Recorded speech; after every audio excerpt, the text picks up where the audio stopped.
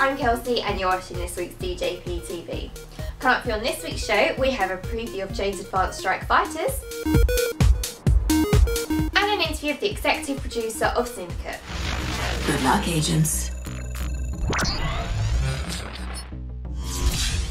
But first up, the senior producer of Rebellion tells you how to get the perfect kill in Sniper Elite V2.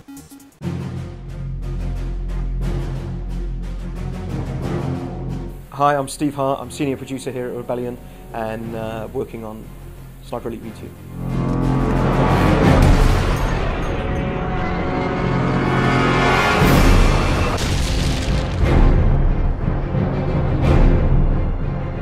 In terms of the perfect kill in Sniper Elite V2, what I would expect the player to be doing at this point is firstly to observe his prey, study everything he can, what weapon he's holding, where he is, what his nearest cover is, these sort of things, how many buddies are near him, who could flank my position. So that's the first thing, to make sure that everything is observed and I know everything there is to know about the scenario in front of me.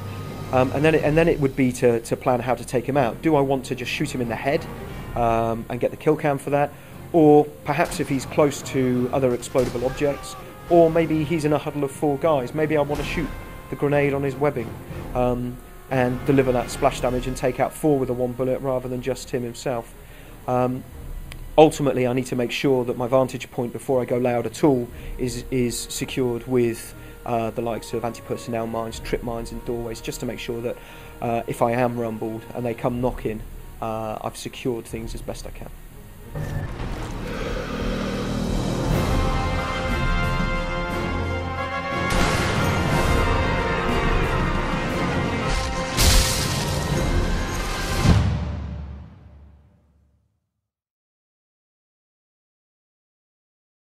So if you fancy getting yourself the perfect kill, Sniper Elite V2 is heading to PS3, Xbox and PC in early May. Next we take to the skies for a preview of Jane's Advanced Strike Fighters.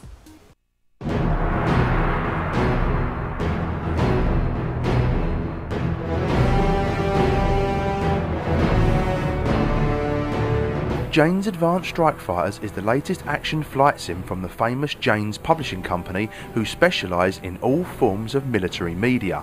From 1994 through to 2002, Jane's air combat games were always very popular among fans of PC combat flight simulators, simply due to their accuracy to detail and solid simulation experience. Like you flying for us, we may just be able to keep those NPAF dogs from our door. Razor, you are cleared for takeoff.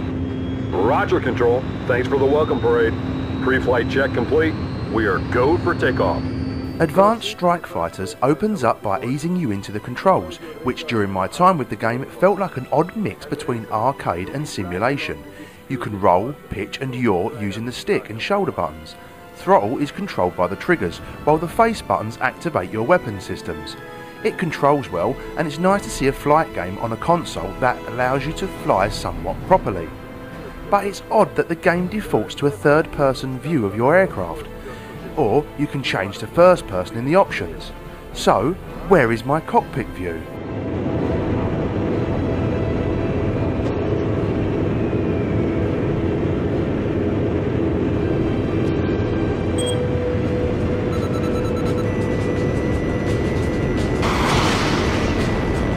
The game features a single-player campaign set in a fictional location and spread across 16 missions.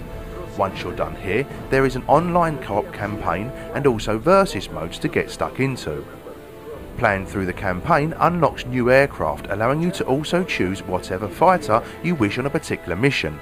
And with the game including over 30 jets, you're never short of a suitable pair of wings for the mission at hand. Missions play out across 65,000 square kilometres of terrain.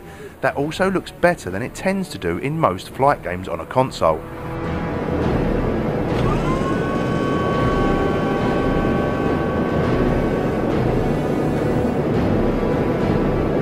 There is no doubt about it. Jane's Advanced Strike Fighters comes closer to hitting that hardcore PC flight simulator feel than most console-based air combat games ever have. It doesn't have the same explosive sense of action that games such as the recent Ace Combat Assault Horizon may have, but then this is the stuff of real fighter pilots. How well the game will hold up against the small amount of competition remains to be seen. However, from what I have played, it's certainly a promising looking combat flight simulator for a console.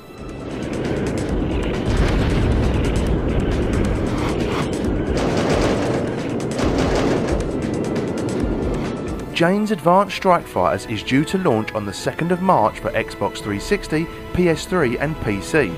Keep an eye out on dailyjoypad.co.uk for a full review soon.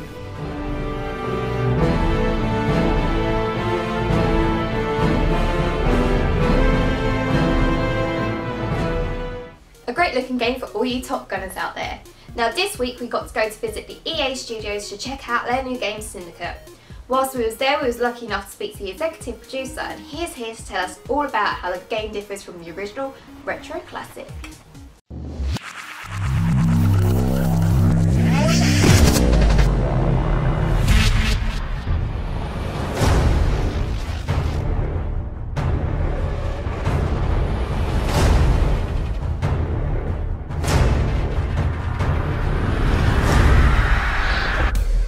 Hi, my name's Jeff Game and I'm executive producer for Syndicate.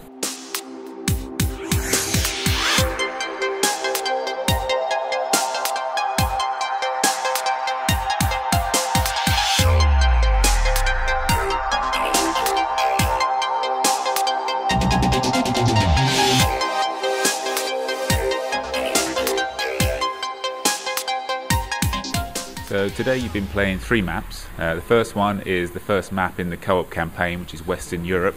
This is also our demo map, which is out at the end of this month, end of January. Also we played a map called Argentina and Colorado. We chose those maps because they represent a good cross-section of the kind of missions that you play in co-op.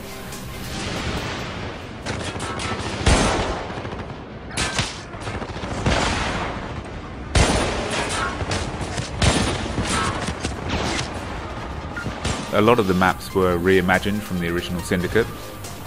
Certainly Atlantic Accelerator is one that everyone will know as the final mission from the original Syndicate game. But each co-op campaign, or each co-op map in the campaign, has a different objective. Some are just simple sweep and clear type missions. Others are kind of smash and grab, where you have to go in and steal the opposing Syndicate's technology.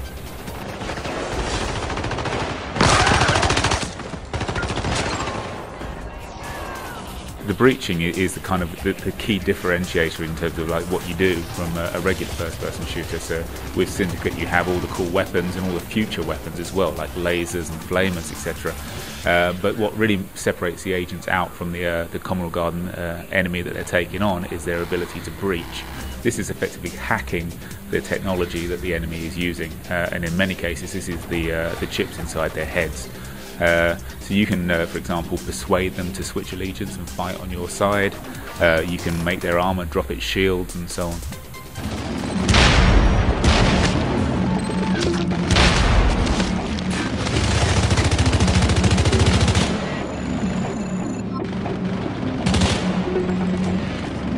Things, I mean, certainly in its spirit. I mean, obviously the world.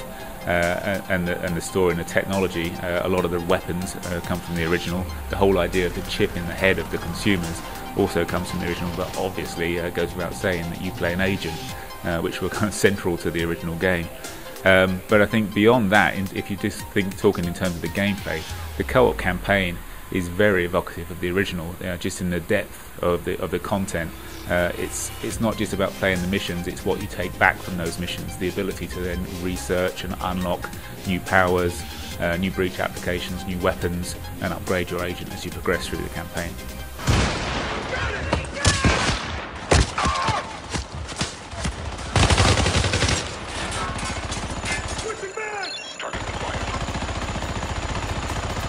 The only online mode we have is co-op. But as you'll see, it's a very extensive co-op campaign. We didn't want to kind of spread the online effort and just create a co-op mode or a player versus player mode. We set out to build a campaign that's equal billing to the single player campaign. Only the strongest will survive in today's corporate landscape. Hence, the evolution of the deadly Syndicate agent. Many missions require only a solo agent. However, some will demand an elite team working together. So Syndicate is available in the stores on the 24th of February on Xbox, PlayStation 3 and PC. Good luck, agents.